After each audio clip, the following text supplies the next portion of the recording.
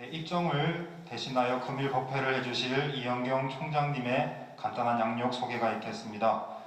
총장님께서는 서울시립대학 종교학과를 졸업, 미국 워싱턴 주립대학과 텍사스 A&M 대학에서 석박사 학위를 취득하셨습니다. 환경부 국립공원위원회 와이즈 캠퍼스 총장으로 계시며 금일 통도사 불자님들을 위해서 특별하게 이렇게 강의를 해주시기로 말씀하셨습니다. 다 같이 박수로 금일 강의를 해주실 이영경 총장님을 모시겠습니다. 안녕하십니까? 네. 네.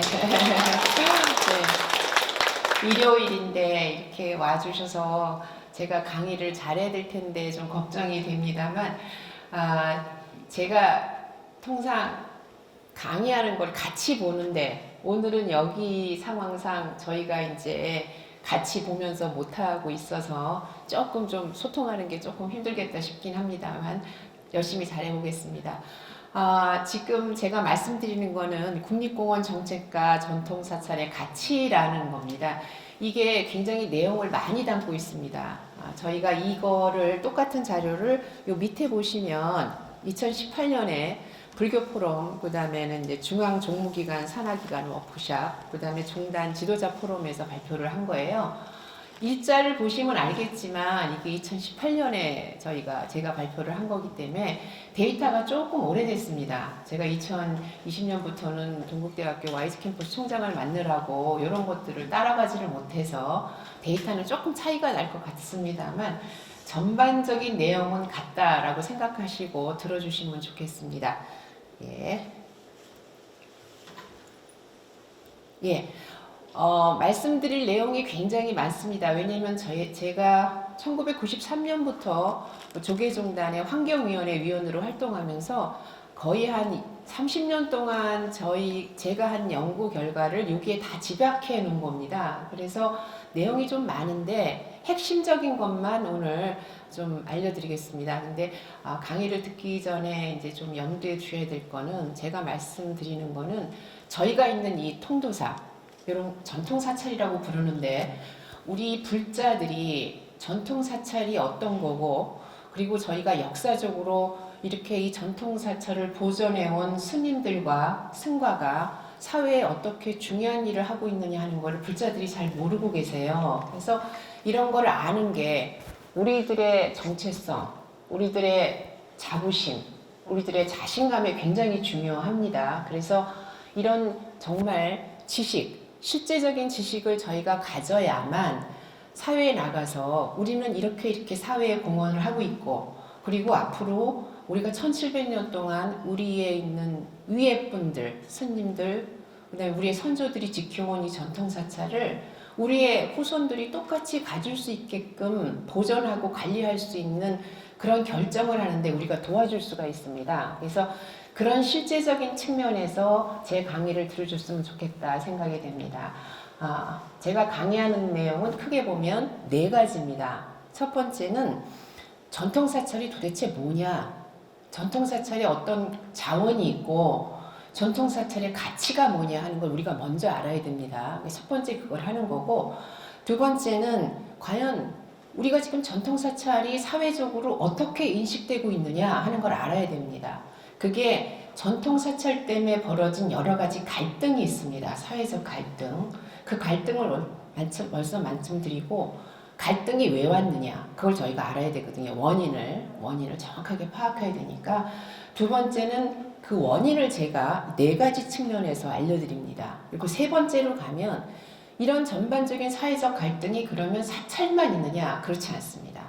이게 나라가 갖고 있는 정책 때문에 비롯된 것이기 때문에 이 정책, 국립공원 정책입니다. 더 크게 말하면 자연공원 정책이라고 저희가 부를 수가 있는데, 그렇게 국립공원 정책에 어떤 점이 반영되지 않아서 전통사찰과 관련된 갈등이 생기느냐 하는 걸 저희가 정확하게 알아야 됩니다. 그래야 갈등을 풀 때 우리가 풀건 우리가 풀고, 정부가 풀건 정부가 풀고, 스님들이 풀 것은 스님들이 풀고, 그 다음에 우리 제가자가 풀 것은 제가자가 풀 수 있는 그런 일분담이 되기 때문에 그렇습니다. 그래서 세 번째, 여기까지 말씀드리면 네 번째는 해결 방안입니다. 어떻게 해결할 것이냐. 그래서 네 번째 보면은 여기 제목이 뭐냐 하면 복합 유산가치 보존을 위한 전통사찰 보존지 추진 방안. 어떻게 이거를 추진할 것인가. 이게 5가지로 말씀드리겠습니다. 근데 아까 말씀드린 것처럼 굉장히 복잡하기 때문에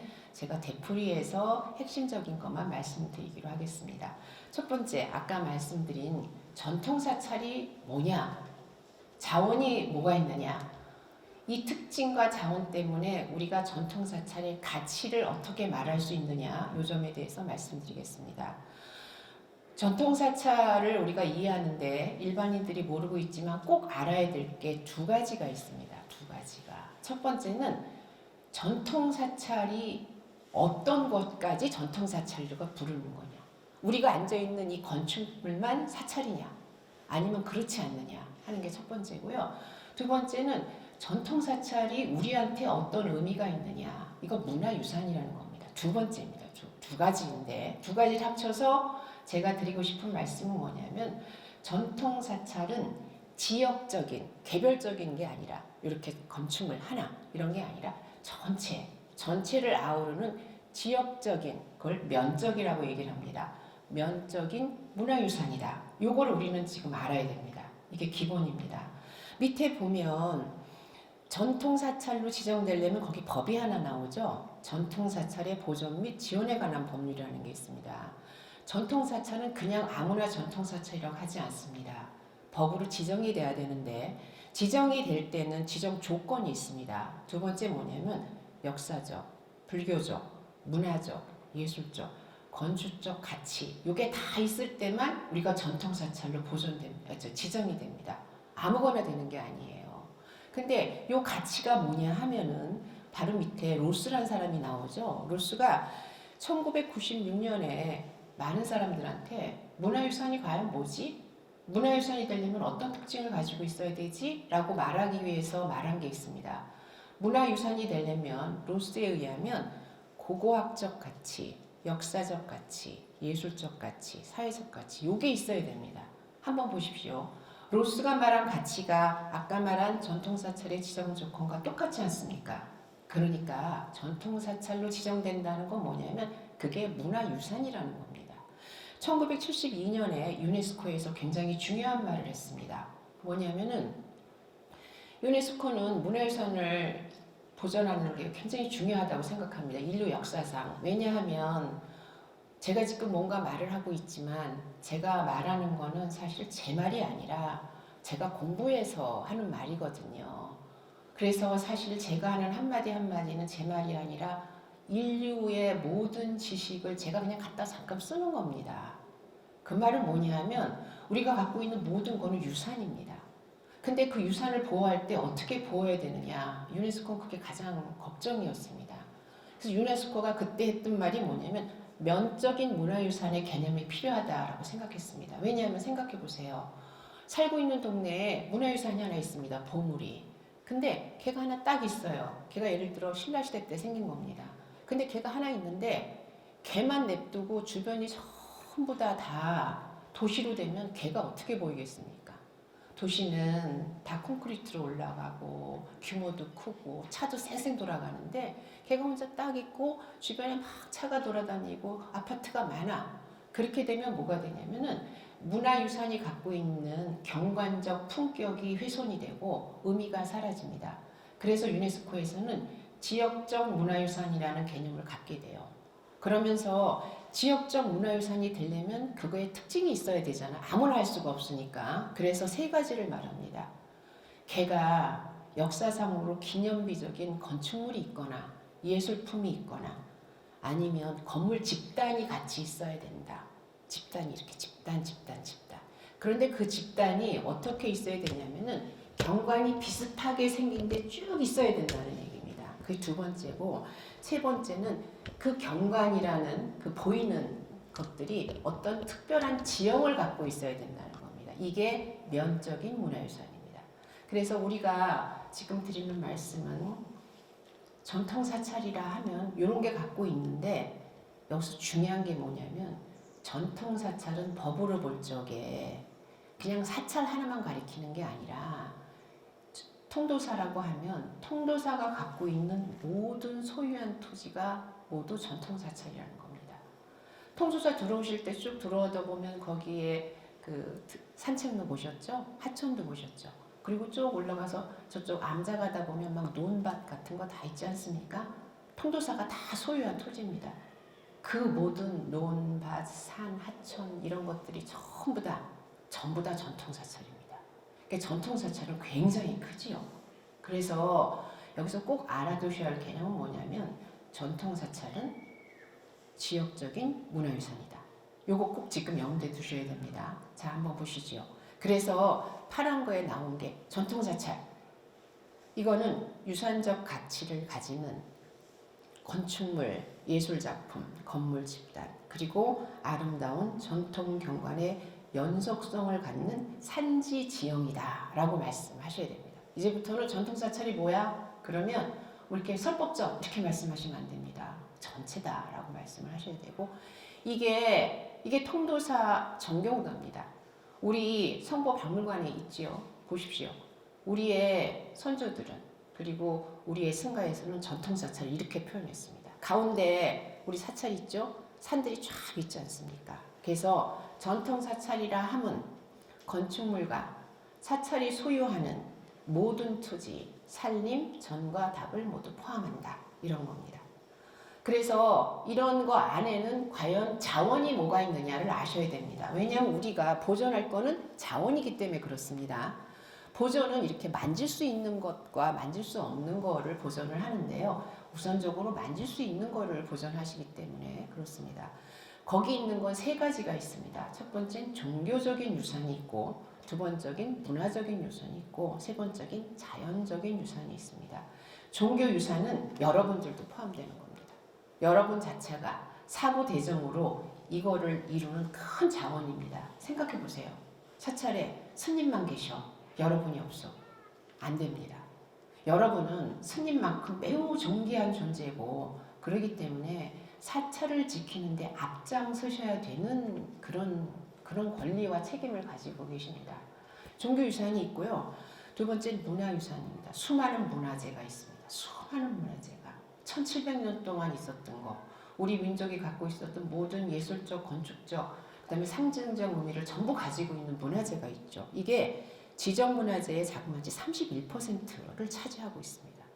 만약에 우리나라에 사찰이 없었으면 우리 문화재도 매우 빈곤했을 겁니다. 세 번째, 자연유산이 있습니다. 사찰림이 있죠. 영축사. 그 자체가 유산입니다.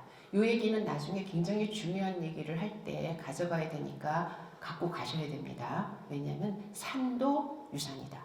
사찰림도 전통사찰의 중요한 요소로서 우리가 보존해야 된다라는 거죠. 이거 한번 보십시오. 그 다음에 이제 이러한 모든 자원들, 자, 전통사찰 크다. 여러 가지 포함한다. 거기엔 자원이 있다.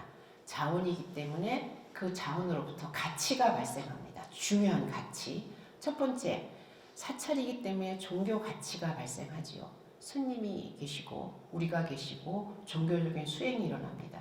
여기서 우리가 문화유산이라고 부르는 다른 궁궐, 서원 놀러 가보셨죠? 창덕궁, 안동에 있는 서원들 거기 가보십시오. 거기에 지금 활동이 있습니까? 아무것도 없죠. 근데 우리는 활동이 있습니다. 스님들이 아침에 1700년 전하고 똑같이 아침마다 새벽에 4시부터 시작해서 계속 예배를 드십니다. 스님들 여기 이렇게 앉아 계시는데요. 스님들 지금 앉아 계시는 모습, 그 다음에 뭘 들고 가시는 모습, 예불 그 자체가 유산입니다. 요거를 우리는 뭐라고 부르냐 하면은 살아 숨쉬는 유산이라고 합니다. 활동이 있는 거. 그 활동으로 여기가 계속되는 거죠. 여기 사진은 뭐냐 하면은 낙화제라고 부르는, 이게 2018년인지 16년인지 기억이 안 납니다만, 네, 요거를 우리나라 불꽃 축제를 재현한 겁니다. 이렇게 해갖고 이게 거의 몇 시간 동안 탔습니다. 불꽃이 계속 내리는 거지. 근데 요새 우리 불꽃 때문에 생기는 생태적인 그 문제점 요번에 신문에 많이 나옵니다. 하늘로 막 불꽃을 쳐내면 그것 때문에 새가 엄청나게 죽습니다. 대기오염 엄청 있고. 그런데 여기는 흐르는 물에다가 수수로 태워서 너무너무 예뻤습니다. 보신 분은 기억날 겁니다. 우리는 살아 숨쉬는 유산의 특징은 바로 이런 겁니다. 우리가 갖고 있는 것을 다시 재현할 수 있는 거죠. 이런 게 있고요. 그 다음에 아까 말한 문화재로부터 나오는 문화가치, 그 다음에 전통에 있는 그 사찰림으로 나오는 생태가치, 합쳐서 세 번째 굉장히 중요한데 공익적 가치라고 부릅니다.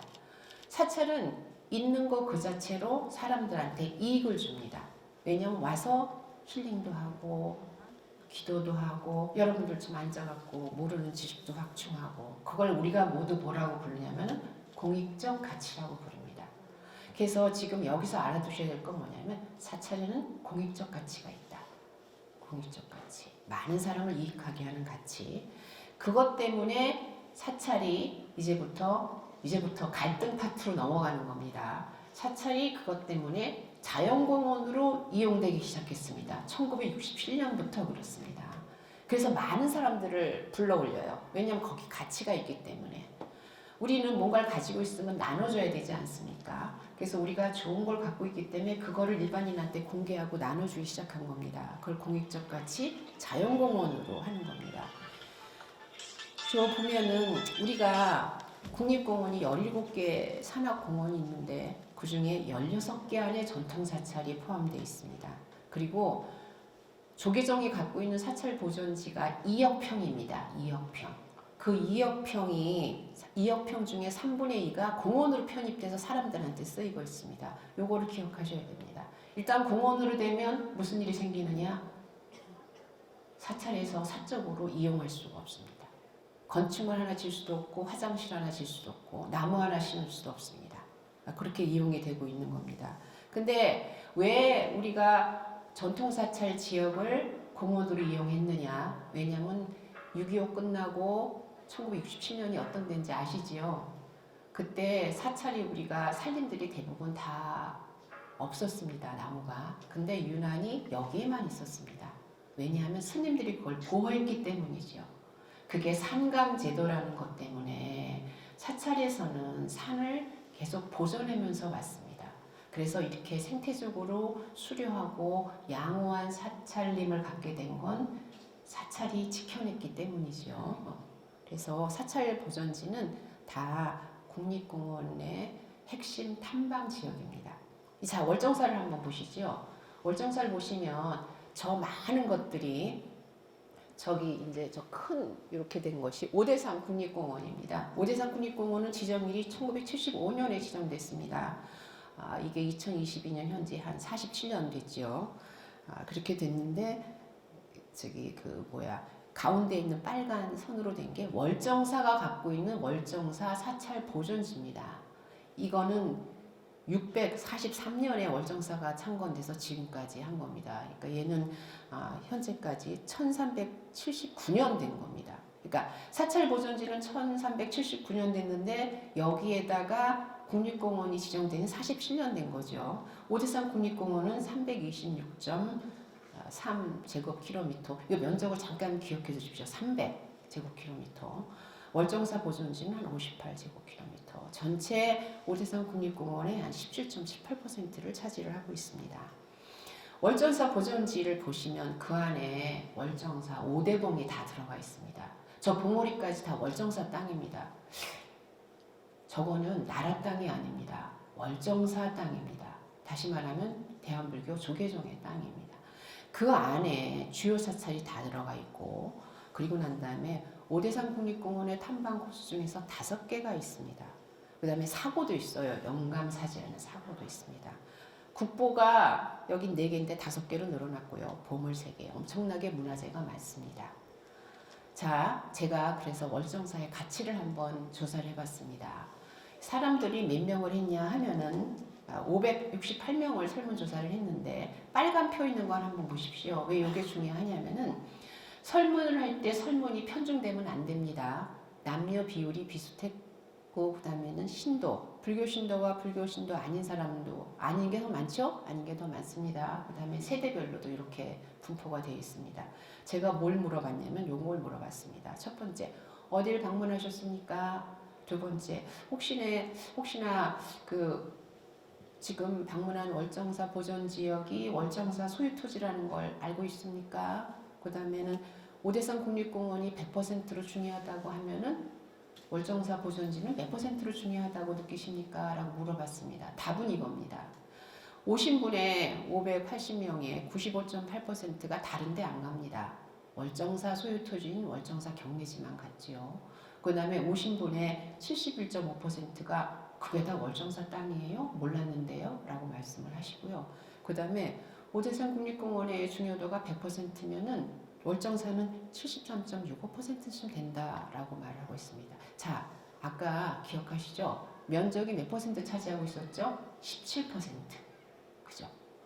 전체 오대산 국립공원 안에 면적, 정월정사 경내지가 차지하는 건 18%쯤 되는데 중요도는 몇 %예요? 73%. 굉장히 중요하죠. 굉장히 중요한 지역입니다. 그리고 또 물어봤습니다. 저기 월정사 경내지가 어떤 가치가 있을까요? 첫 번째는 문화경관을 창출하는 가치가 있을까요? 아니면 자연경관을 창출할까요? 아니면 자연 생태계를 보존할까요? 그리고 월정사 경내지의 가치를 여러 가지로 나눴습니다. 한 10개로 나눴죠. 종교가치, 관광가치, 휴양가치 다 나눴습니다. 그래서 가치의 중요도를 한번 분석을 해봤습니다. 답은 이겁니다. 생태계를 보존하는 것도 중요하고 자연경관을 만드는 것도 중요하지만 많은 사람들은 문화경관이 있는 게 가장 중요하다. 문화경관. 여기서 이 단어를 딱 생각하셔야 됩니다. 문화경관이란 단어가 있구나. 자연경관이란 단어와 문화경관이란 단어가 구분돼서 생각하는구나. 그 다음에는 이게 우리한테 슬픈 얘기인데요. 여러 가지 가치 중에 제일 꽁치가 종교가치입니다. 이게 우리들한테 굉장히 슬픈 일이고 스님들도 굉장히 슬픈 일입니다. 일반 사람들이 올 때 종교가치는 별로 그렇게 중요하지 않다고 느끼는 겁니다. 종교적인 걸로 우리가 보존을 못하고 있다는 얘기예요. 근데 유산가치는 가장 높게 평가를 하고 있습니다. 그래서 여기서 우리가 알 건 뭐냐면 그래, 일반인들은 문화경관을 참 중요하게 생각한다. 종교가치는 우리가 더 앞으로 더 강화시켜야 되지만 유산가치는 이미 많은 사람들이 알고 있다. 이 정도로 아시면 됩니다. 또 하나 평가를 하는 방법이 있습니다. 평가를 여러 가지로 해야 되거든요. 이건 뭐냐면 돈으로 평가하는 겁니다. 돈으로. 세상 사람들은 돈이 가장 중요하니까 이렇게 하는 겁니다. 자, 이게 얼마나 돈으로 가치가 있다 생각하세요? 라고 묻는 겁니다. 그걸 물어봤습니다. 이게 답입니다. 첫 번째 한번 복잡하니까 핵심만 알고 지나가시면 됩니다. 설악산 국립공원 있죠? 설악산 국립공원의 가치가 100이라고 치면 신흥사가 가지고 있는 신흥사 소유지의 가치가 돈으로 따질 때 50%.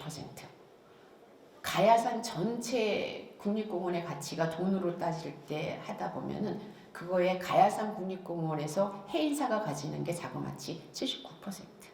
내장산 국립공원에서는 내장사가 가지는 게 79%.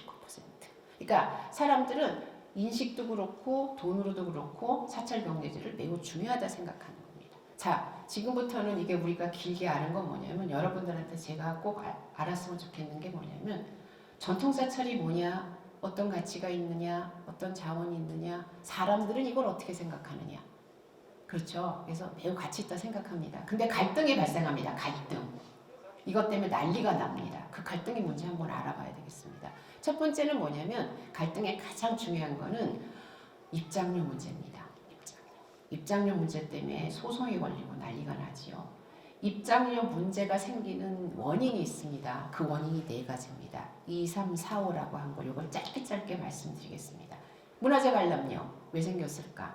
2007년을 기준으로 해서 2007년 이전에는 나라에서 국립공원 이용료랑 문화재 관람료를 같이 받았어요. 표 하나에다가. 표 하나. 그러다 갑자기 2007년부터 그걸 분리합니다. 국립공원 이용료를 폐지시켜버렸습니다. 그러니까 입장료에 뭐만 남느냐? 문화재 관람료만 남습니다. 이게 문제가 된 겁니다. 왜냐하면 나는 사찰에 와서 사찰 보고 싶지 않아. 나는 여기까지 들어오고 싶지도 않아. 난 문화재 보고 싶지도 않아. 난 이 건물에 들어오고 싶지도 않아. 난 그냥 등산만 할 거야. 근데 왜 내가 문화재 관람료를 내야 돼? 이게 핵심입니다. 그래서 이게 소송이 붙기 시작을 했습니다. 그래서 수많은 청원이 올라가고 뭐 나고 소송이 진행되고 있습니다. 이런 걸 소송을 제기하는 국민들 생각은 이런 겁니다. 국립공원의 주인은 국민이야. 왜냐하면 국립공원이지 않습니까? 왜 주인이야, 우리야. 근데 왜 돈을 내야 돼? 국립공원 입장료도 없어진 바람에 이런 거고, 사찰은 문화재 관람료는 사찰에 있는 여러 가지 자원을 보존하는 데 필요하다는 겁니다. 이게 협의한 사례가 많습니다. 법주사, 법무사도 협의를 했고 며칠 전에 은혜사도 했다고 합니다. 그래서 이제 쭉 이렇게 되고 있습니다. 자, 이게 문제가 생기니까 나라에서 급히 만든 게 뭐냐면 문화유산 지구라는 걸 만들었습니다. 아, 여기부터는 문화유산 지구를 부르자. 그래서 천은사도 사실 합의한 건데 합의하기 전입니다. 천은사가 돈 받기 전에 이런 걸 갖다가 탁 내붙였습니다. 여기부터는 문화유산 지구입니다. 문화재가 중요합니다. 요걸 지나서 가야 되는데 저 현수막 뒤에 조그만 간판 하나 비죠? 그 간판이 뭔지 조금 이따 제가 보여드리겠습니다. 간판이 바로 요겁니다. 딱 그 현수막을 갖고 들어가면 요게 보입니다. 지리산 국립공원입니다. 가장 중요한 건 반달곰입니다. 라고 써놨습니다. 굉장히 이상하죠? 아까 현수막에는 문화유산 지구입니다. 라고 써놨는데 딱 들어가서 차가 딱 털 때 보면은 여기서는 국립공원입니다. 여긴 반달곰이 가장 중요합니다.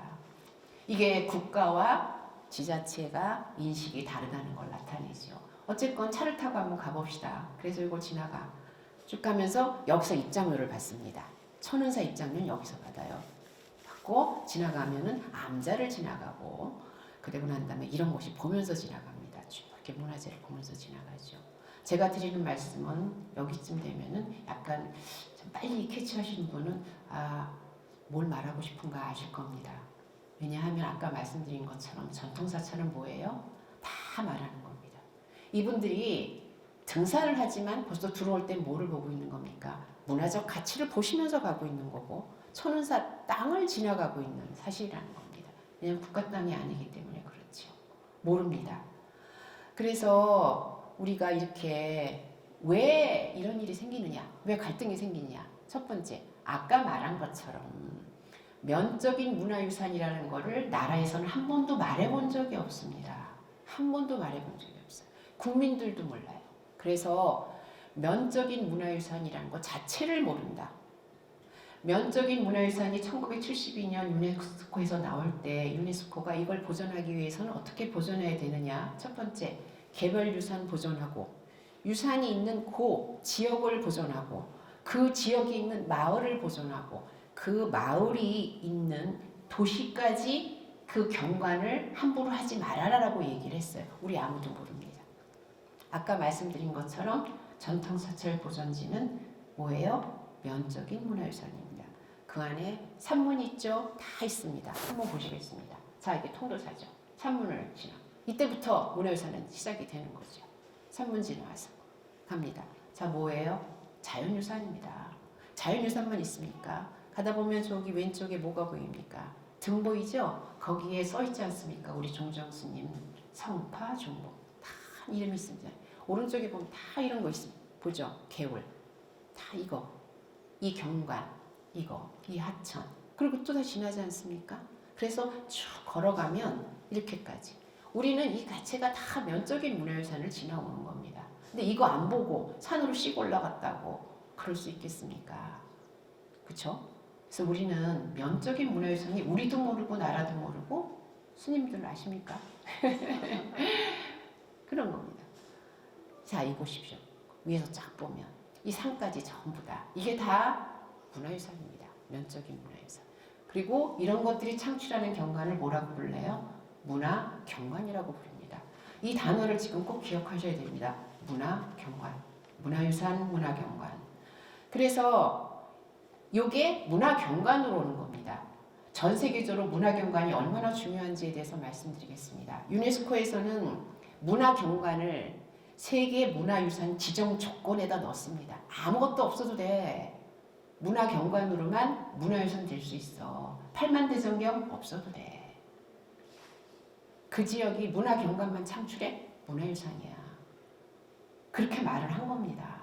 언제부터? 92년부터. 그래서 중국에 있는 오대산이 세계 문화유산인데 걔는 거기에 있는 사찰 때문에 혹은 거기에 있는 죄송합니다. 우리 무슨 동정 때문에 뭐 이런 것 때문에 문화유산 된 거 아니에요. 문화경관 때문에 됐습니다. 문화경관 때문에. 그래서 이제 문화경관의 종류가 여러 가지 있습니다. 근데 그것까지는 아시면 좀 복잡하니까.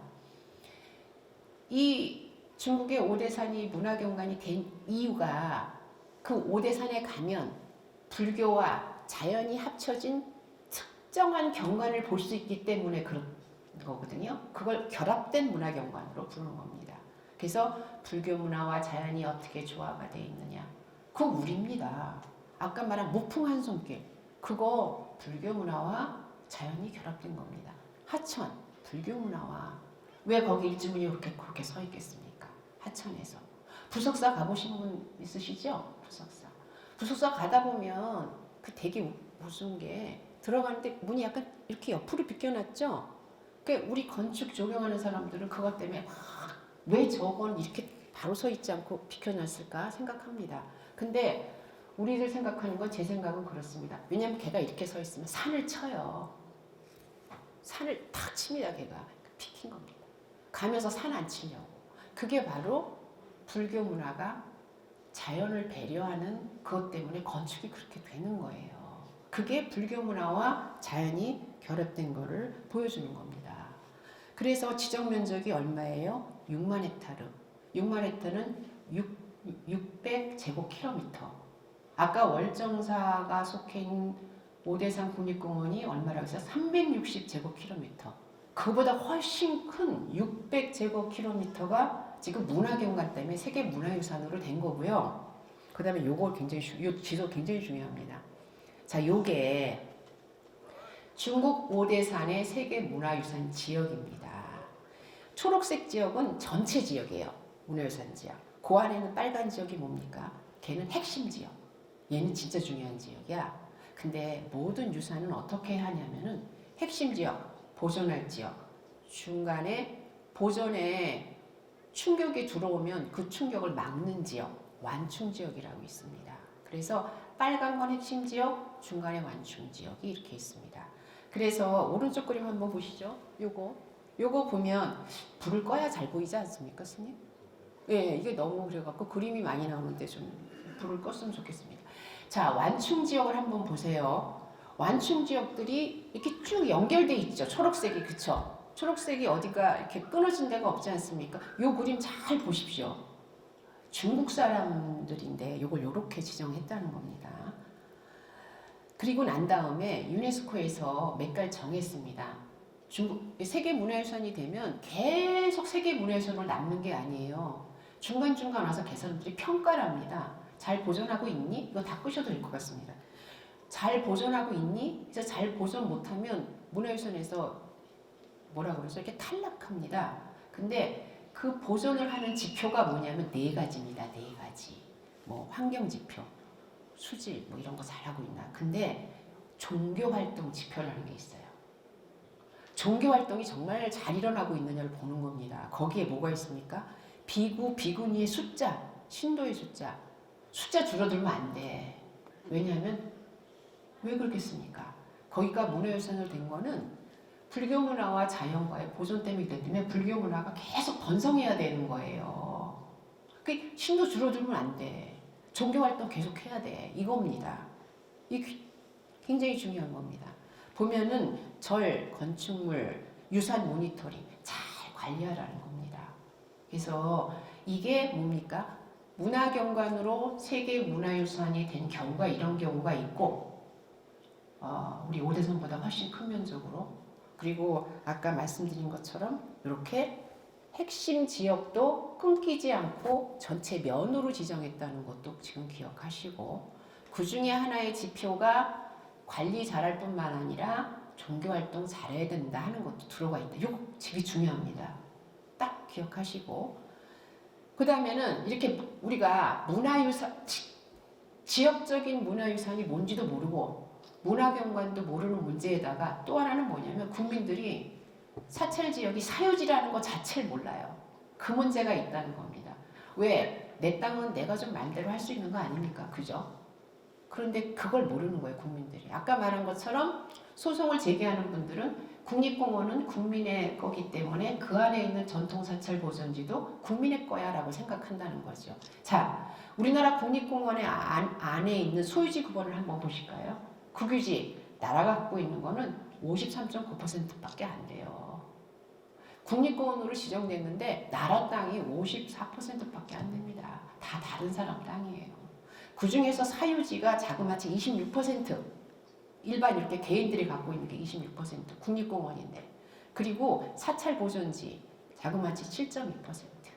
근데 소유 구분 안에 소유자 수를 한번 보시죠. 사찰 보존지는 소유자 하나, 대한불교 소개정. 물론 뭐 통소사 땅은 통도사와 같이 합쳐 있지만 대한불교 소개정. 한 사람, 한 개인, 한 기관이 자그마치 7.2%. 그러니까 이걸 보시면 알 수 있는 게 뭐냐 하면 국립공원이라고 해서 다 나라 땅 아니다. 그 중에 사유지 많다. 사유지는 일반인이 갖는 땅도 있고 우리처럼 이렇게 사찰이 갖는 땅으로 있다. 그렇다면 일반 사유지와 사찰 땅이 어떻게 차이가 나느냐, 그걸 아셔야 되거든요. 보십시오. 일반 사유지는 조금 있고 여기저기 있습니다. 뭐 걔가 그렇게 뭐 대단히 뭐 아름다운 것도 아니고, 그렇죠? 대단히 뭐 문화재가 있는 것도 아니고. 사찰 보존지 어떻게 있습니까? 월정사 땅 한번 기억해 보시죠. 통으로 있지 않습니까? 통으로. 거기 안에 엄청난 문화재 있습니다. 차원이 달라요. 근데 나라에서 이걸 보고 생각을 해냈습니다. 사유재산권을 좀 침해한다. 그러면 어떻게 할까? 일반인을 위해서 마련한 게 명품마을이라는 걸 만들었고, 그 다음에 사찰지를 위해서는 아까 말한 공원문화유산 지구를 만들었어요. 뭐냐면 이런 거죠. 사찰을 중심으로 요만큼은 건축을 해주는 게 만들어야지. 그거 한 겁니다. 그게 어떤지 한번 보실까요? 문화유산 지구. 제가 좀 보겠는데 복잡한 거 안 하고 짧게 말씀드리겠습니다. 사유재산권이라는 생각을 했기 때문에 나라가 건축물을 중심으로 일정 기간 동안에 불산을 해줘야 되겠다 생각한 겁니다. 그죠? 그래서 그걸 위해서만 만든 겁니다. 그러다 보니까 어떻게 되냐면 사찰을 중심으로 이렇게 하다 보니까 여기 되게 중요한 생태가 있어. 하천이 있어. 이건 빼야 돼. 뺀 게 많습니다. 뺀 게 억수로 많아요. 뺀 게 뭐냐 하면은 이제 요런 걸 뺐습니다. 엄청나게 많이 뺐죠. 뭐 생태적으로 중요한 거 빼고, 뭐 도로 하철정으로 전달된 거 빼고, 능선으로 전달된 거 빼고 다 뺐습니다. 그 다음에 사찰과 연관성이 없는 도로라고 자기네들이 정의한 것도 뺐습니다. 근데 재밌는 게 그 도로에 뭐가 있느냐? 사찰 지인로가 있다는 겁니다. 그것도 빼버렸어요. 웃기죠? 그게 얼마나 웃긴지 한번 보시겠습니다. 자, 이게 대둔사에 대해서 문화유산 지구를 지정하는 현황입니다. 자, 대둔사가 가운데 있죠. 파란색이 대둔사입니다. 대둔사를 중심으로 해서 동그랗게 이 지역은 문화유산 지구로 지정할 거야 라고 했어요. 나머지 다 뺀 겁니다. 노란 거 빼고 다 빼고 그 약간 보라색으로 만든 지역만 문화유산 지구로 된 겁니다. 얼마나 우습게 지정이 됐습니까? 이렇게 삐쭉삐쭉하게. 그죠? 다른 거 다 빼고 이렇게 지정이 되고, 여기는 더 웃깁니다. 이거는 이제 팔공산 도립공원의 수도사인데 하천 있지 않습니까? 오른쪽에 파란색이 하천이에요. 하천 옆에 있는 건 하천으로 단절됐기 때문에 걔도 뺀다는 얘기입니다. 그래서 이렇게 다 조금 했습니다. 그래서 이렇게 돼갖고 월정사 경내지를 한번 보시겠습니다. 월정사에서 문화유산 지구는 저 분홍색만 저렇게 문화유산 지구입니다. 이게 무슨 문화유산 지구입니까? 그죠? 이렇게 만들어낸 겁니다. 그래서 현재 지정된 문화유산 지구는 어떻게 되냐면 문화적인 가치를 같이 연계할 수 없다. 그 다음에 사찰 보존지 전체, 예를 들어 이 전체 안에 성지 아닙니까 우리? 근데 저렇게 조금 해놓으니까 사찰 보존지 안에 있는 전체 성지라는 개념도 없어진다. 그런 문제가 있습니다. 이렇게 아까 말한 것처럼 지역적인 문화유산에 대한 개념도 없고 사유지에 대한 개념도 없고, 또 하나 문제가 뭐냐면 전통사찰에서 종교 기능에 대한 존중이 없습니다. 전통사찰의 스님의 가장 중요한 기능은 포교와 전법이시고, 사찰의 가장 중요한 기능은 부처님의 가르침을 전파하는 종교 기능입니다. 근데 그것에 대한 그런 존중이 없습니다. 그래서 이런 모든 것들이 우리 사찰의 기능을 위축되게 만들죠. 근데 여기서 우리가 국립공원 정책을 할 때 우리 종단은 한 번도 종교 기능을 제한하면서까지 자연공원으로의 이용에 동의한 바도 없고 임대한 바도 없고 보상받은 바도 없습니다. 물론 요새는 천은사, 이런 범호사, 법주사 이렇게 하면서 조금 생겨나고 있지만 실제적으로는 그런 적이 별로 없었습니다. 자, 이게 뭐냐 하면 월정사상입니다. 월정사가 그때 주지 있던 스님께서 월정사 국립공원 할 때 동의서를 한 겁니다. 뭐냐면 기본권 침해되는 거 하지 마라. 그 다음에는 지형 원형을 손상하지 마라. 그 다음에는 이게 종교시설, 이런 종교적인 행위에 반대되는 것은 하지 마라. 라고 분명히 써서 보냈고, 요거에 대해서 문화공보부가 협의사항을 할 때도, 그때 내무부 산하였어요. 국립공원 지정하는 게. 협의할 때도 이거는 전통사찰이니까 전통사찰로 존중하라 하는 협의를 보낸 바 있습니다. 또 하나 아까 말한 것처럼 이 모든 문제가 합쳐진 거 아까 말한 것처럼 계속 제가 말씀을 드린 거는 잊어버리실 것 같아서 지역적 문화유산이라는 것에 대한 개념도 없고 문화경관 개념도 없고 사유재산권에 대한 개념도 없고 종교 활동에 대한 존중도 없고 또 하나는 뭐냐 하면 사찰 보존지와 사찰이 국립공원에 어떻게 기여했는지에 대한 국민적인 홍보도 한 번도 한 적이 없습니다. 나라에서. 이런 네 가지 문제가 합쳐져서 입장료 문제가 생기는 겁니다. 그래서 우리가 이거는 좀 잘못된 거다. 아까 위에 보시면 문화유산의 보존을 하기 위해서 나라에서 하는 건 뭐냐면 이 문화유산 자체를 보존하고 전반적으로 그 주변도 보존하고 그 다음에는 사회적 지속 가능성이라는 게 뭐냐면 사람들한테 알리라는 건데 그걸 안 했죠. 그래서 국민들이 오해를 하고 있습니다. 빨간 글씨 한번 보시면 전통사찰 보존지를 국가 소유로 인식을 한다. 그 다음에 사찰의 진입로와 포획로가 현재 모두 다 국립공원의 진입로와 탐방로로 사용되고 있다.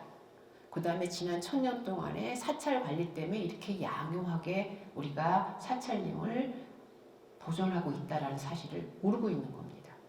그런데 이런 문제가 다 국립공원 정책으로 연결이 됩니다. 국립공원 정책이 이걸 모르기 때문에 굉장히 편향적으로 됐다는 건데 스님 지금 45분인데 이걸 하려면 너무 오래 걸리는데 오늘은 여기까지만 하면 어떨까요? 네.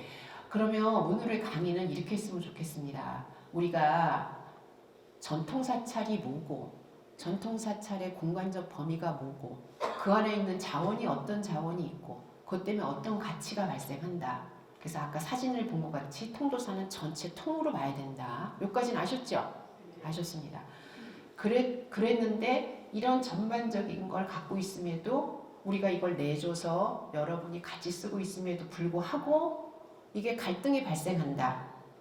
문화재 관람료 때문에. 근데 이런 문제가 왜 발생하느냐? 네 가지 문제 때문에 발생한다. 아까 말한 것처럼 우리 모두 아마 여러분들 처음 들으셨죠? 문화유산은 지역적인 문화유산으로 관리돼야 된다는 거 모르고 있고 거기서 발생하는 문화경관의 중요성도 모르고 있고 이게 사적 사유권, 사유지라는 것도 모르고 있고 종교 기능에 대한 존중도 없고 그리고 홍보도 되지 않았다. 요 5개가 가장 큰 문제다. 그리고 이런 문제는 국립공원 정책과 관련이 돼 있다. 근데 그 국립공원 정책의 문제는 다음에 시간을 주시면 하겠습니다. 왜냐하면 너무 많은 걸 하시기는 좀 힘드실 것 같아서. 근데 한 5분간 질문 있으면 질문 받겠습니다. 제가 강의를 좀 잘해서 질문이 없는 것 같습니다. 네, 우리 임경 선생님 질문하시겠다 합니다. 네. 지금 이제 명적인 문화유산이자 어떤 그 문화재로서 설명을 주셨는데요. 이건 아마 예전에 저도 한번 교수님 강의를 들은 적이 있어서 그때 한 번 더 상기시키고자 말씀드립니다. 국립이라고 해서 국립공원이라고 이야기를 하고 있는데 이제 국립이라고 하는 말이 주는 느낌이라는 게 있지 않습니까? 그대로 그 언어가 그대로 명칭이 필요도 괜찮은 것인지 아니면 제고될 필요성이 있는지에 대해서 한번 말씀해 주시면 좋을 것 같습니다. 네, 굉장히 중요한 말씀을 했는데 요게 그 다음 강의에 나옵니다. 그 다음 제가 이제 겨우 2번째를 하지 않았습니까? 3번째 가면 동그라미 보면 이제 2번째 동그라미가 제가 2번째 섹션을 하고 있다는 얘기인데 3번째 섹션을 가면 국립공원 이름이 뭔가가 나와요. 그래서 이런 대부분의 그 우리가 국립공원, 도립공원, 그다음에 국립공원, 우리가 자연공원이 여러 가지가 있습니다. 보호지역 이렇게 있는데 그런 거를 통틀어서 우리가 보호지역이라고 부릅니다. 보호해야 되는 지역. 전 세계적으로 보호지역은 6개의 카테고리가 분류가 돼요. 6개 분류가 돼요. 그래서 우리가 카테고리가 부릅니다. 1이 가장 생태적으로 중요한 거고 1, 2, 3, 4, 5, 6 이렇게 딱 7 이렇게 나눠지는데요. 1은 아무도 못 들어가는 겁니다.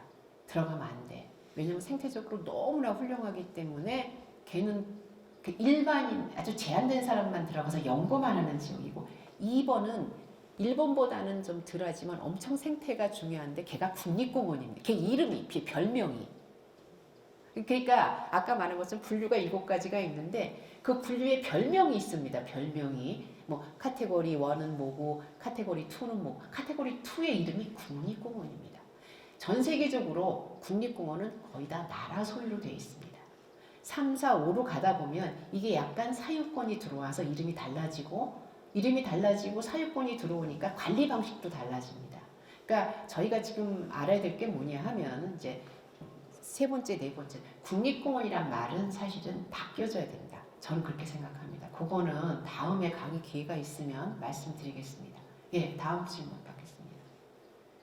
네, 이게 좀 딱딱할 수 있는 강의인데 잘 들어주셔서 졸지도 않으시고 감사합니다. 다음에 기회 있으면 3번, 4번 하도록 하겠습니다. 감사합니다. 예.